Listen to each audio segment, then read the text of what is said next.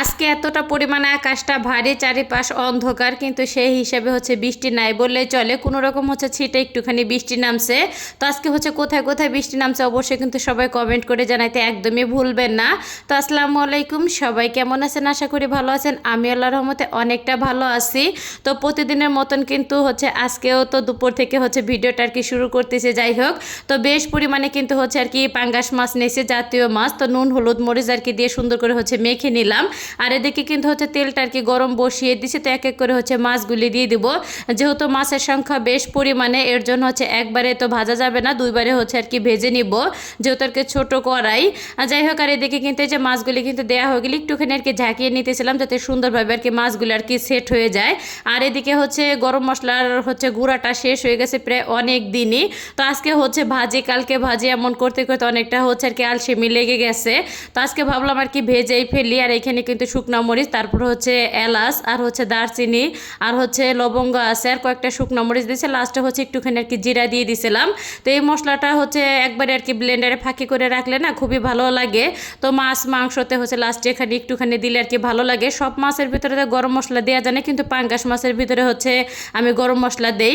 তারপর হচ্ছে বাইম মাছের ভিতরে দেই বা শিং মাছের ভিতরে দেই। এই তিনটা মাছের ভিতরে না দিলে কিন্তু একদমই ভালো লাগে না।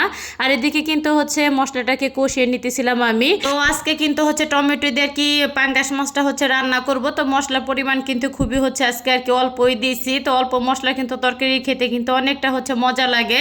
যাই হোক, এদিকে কিন্তু হচ্ছে টমেটো আর হচ্ছে তো কাঁচামরিচটা দিয়ে দিলাম। তো একটুখানি নেড়ে চেড়ে মিশিয়ে তো ঝোলের জন্য একটুখানি পানি দিয়ে দিলাম। এখন হচ্ছে ঢাকনা দিয়ে ঢেকে তো কিছুক্ষণ হচ্ছে রান্না করে নেব আর কি, পানিটা হচ্ছে ফুটে ওঠা পর্যন্ত। যাই হোক, আর তো এখানে কিন্তু পানিটা হচ্ছে ফুটে উঠলে তো ভেজে রাখা হচ্ছে মাছগুলি আর কি দিয়ে দিলাম। আর মাছ কিন্তু হচ্ছে একটুখানি আর কি কড়া করে আমি ভাজি করছি। যাই হোক, আর পাঙ্গাস মাছ তো বরাবরই হচ্ছে আমার বাসায় সবাই অনেক অনেক হচ্ছে পছন্দ করি আমরা। আর বিশেষ করে হচ্ছে আমার দুইটা মেয়ে অনেকটা পছন্দ করে এই পাঙ্গাস মাছ খেতে। আর এই তো পাঙ্গাস মাছটা হচ্ছে দেওয়া হয়ে গেলে তো একটুখানি হচ্ছে পানি দিয়ে তো নেড়ে চেড়ে হচ্ছে ঢাকনাদেরকে ঢেকে হচ্ছে রান্না করে নেব।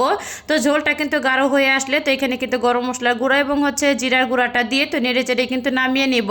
আর পাঙ্গাস মাছের তরকারিটা খেতে না মাশাআল্লাহ অনেক অনেক মজা হয়েছিল। আর এই লাস্টে হচ্ছে এই মশলাগুলি দিলে না এত সুন্দর একটা ঘিরান আসে। এই মশলাগুলি দেওয়ার পরে কিন্তু হচ্ছে আমি আর কি রান্না করি না অনেকক্ষণ। তো 2-1 মিনিটের মতন হচ্ছে রান্না করে আর কি চুলাটা আমি বন্ধ করে দেই। তো ওর ঘিরানটা কিন্তু অনেক সুন্দর আর কি আসে।